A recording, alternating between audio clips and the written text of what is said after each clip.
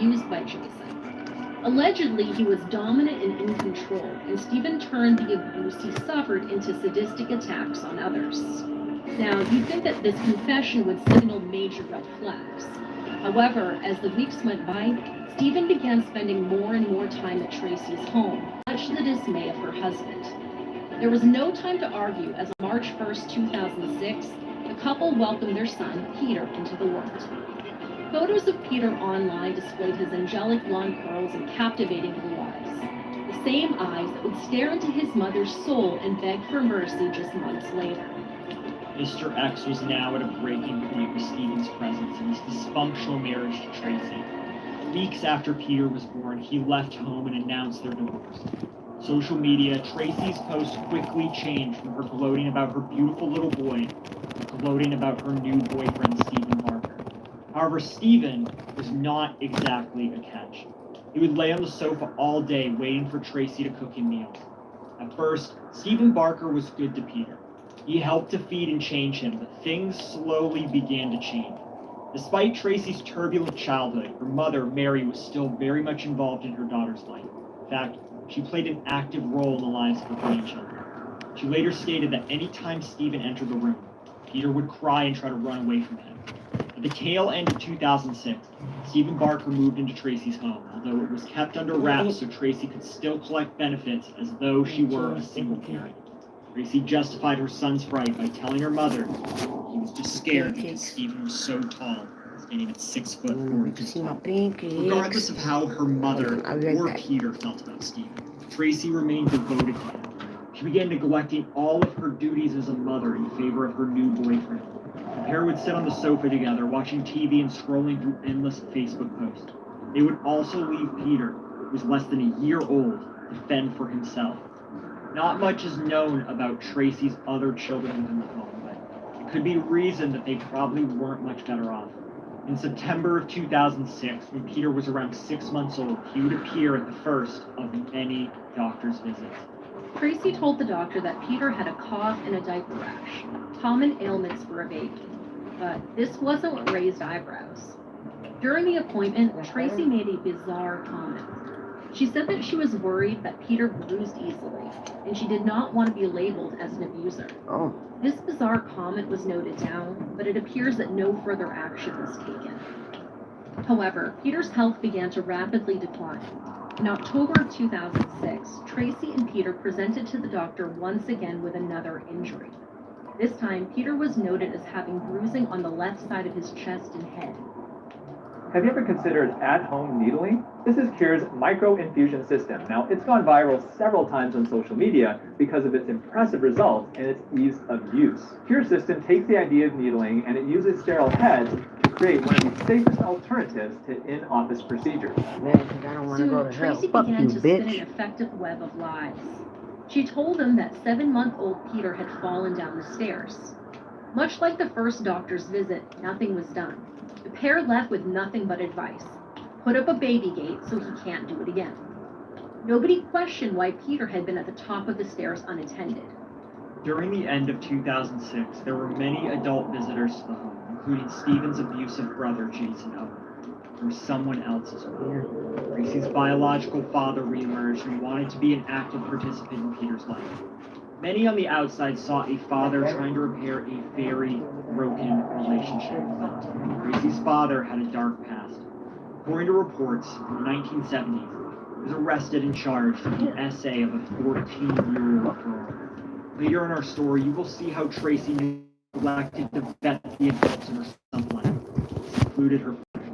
Despite his past, he was allowed to visit her home with no questions asked.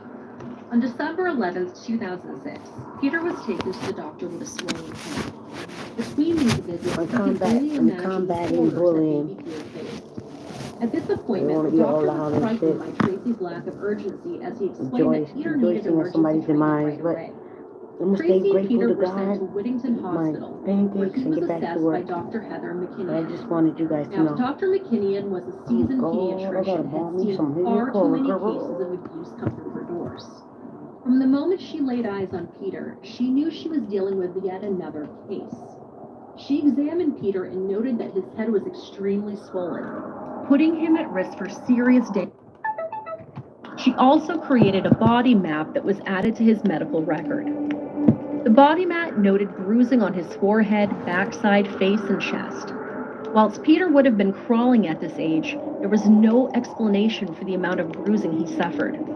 Dr. McKinnon wrote on the file, "Not to be allowed home. Police protection order if necessary."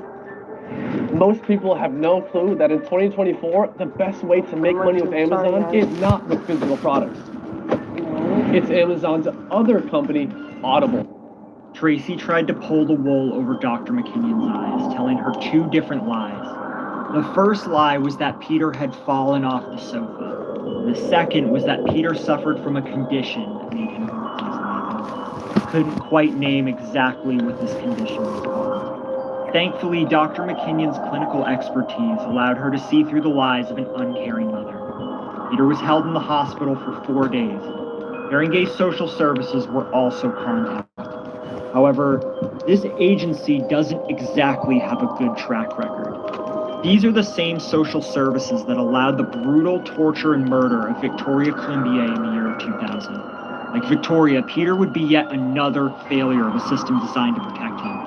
On December 15th of 2006, Peter was added to the Children's Protection Register by Haringey Social Services and was discharged into the care of a relative. Tracy and her mother, Mary O'Connor, were arrested, but no further action was taken. In January of 2007, Peter was allowed to return to Tracy and Stephen Barker. During his time with a relative, his development began to flourish. Peter had gained weight and was described as a happy, smiling child. However, he would only know peace for a month. Then, he was thrown back into the lion's den with nobody to save him. Haringey Social Services assigned Maria Ward to Peter's case. Shortly after his hospitalization, she made her first home visit. According to her notes, the home was filthy, stank of urine, and was littered with animal waste. Alongside Tracy and her 4 children, several dogs lived in the home, and they were allowed to relieve themselves wherever they felt like it. Tracy also spent her time in front of the TV or laptop, smoking 60 cigarettes a day instead of attending to her children. With the house in such a state of disrepair, Haringey Social Services decided to move Tracy and the children into a new home in Tottenham, which falls within the boundaries of Haringey. Again, social services were oblivious to the fact that Stephen Barker was also living in the home. As previously mentioned, Peter was on the Child Protection Register. Everyone who had contact with him should have been vetted. Social services failed to vet Tracy's father, her mother, Mary O'Connor, and Stephen Barker, all folks who had a troubled or dangerous past. Shortly after the move, another one of Tracy's children, whose name has been withheld from the press, was also the subject of a Haringey Social Services investigation. We will refer to them as Child A. In March of that year, Haringey Social Services was called to the child's school after it was reported that Tracy was slapping and shouting at Child A.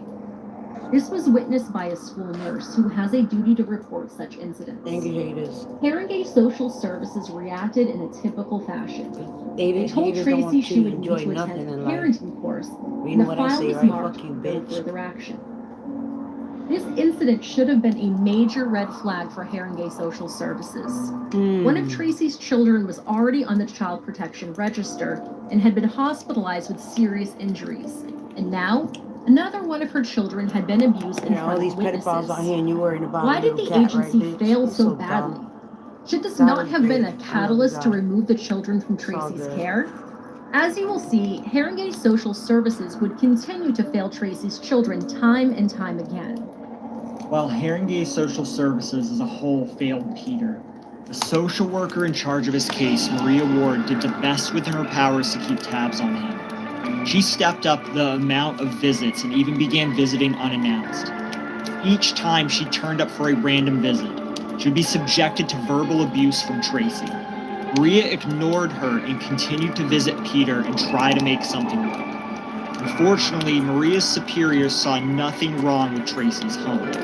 Another shining star in the tragedy of Peter's life was Nevris Kamal. She worked alongside Maria at the agency, and in February of 2007, she wrote a letter to the Department of Health outlining her concerns. However, her pleas for help were ignored. It was later reported that, instead of her concerns being taken up and acted upon, Everest ended up bullied, ostracized, and drummed out of her job. She then had to agree to an injunction by Haringey Council and bid to keep her silent. As Peter was at the age where he could crawl and almost walk, Tracy saw this as an indicator that he was capable of looking after himself. This was an attitude she had taken with her 3 other children. Neither she nor Stephen Barker worked. Instead, they spent their days sleeping until dinner time, lazing on the sofa and smoking cigarettes. You guys got to see this, okay? No filters or nothing, remember? Okay, it's white. If not on the sofa, Stephen Barker could oftentimes be found watching adult films. March 1st, 2007 came and went, and there was no mention of the birthday party for little Peter. In April of 2007, when he was 17 months old, Peter was taken by Tracy to the North Middlesex Hospital in London. During this visit, Peter was noted as having boggy swelling on the left side of his head, severe neck pain, a circular bruise on his right cheek, and a rash on his arms and head lice. Peter was in a sorry state, yet nobody ordered a police protection order. Peter was on the child protection register, and the police could have been there within minutes to secure him until alternative custody could be arranged by social services. So why did this not happen? Unfortunately, Peter was discharged later that day without further intervention. Tracy's lies continued during the visit too. When asked about the swelling, she told the nurse that Peter had been pushed into a fireplace by another child. However, this injury had taken place 4 days before his hospitalization. Why didn't anyone question Tracy on why it had taken her so long to seek help? After being hospitalized and examined, the swelling had subsided, so Peter was okay. It is unclear if Maria Ward or Haringey Social Services were made aware of this hospitalization whatsoever. In June of 2007, things became worse in the Tottenham Council House. It was already crowded with Tracy, her 4 children, several dogs, and Stephen Barker living inside. That didn't stop Stephen's brother Jason from moving in with his 15-year-old girlfriends, and I use the word girlfriend loosely here. We have briefly mentioned Jason Owen, but to understand the abuse that Peter was about to suffer, we really need to talk about Stephen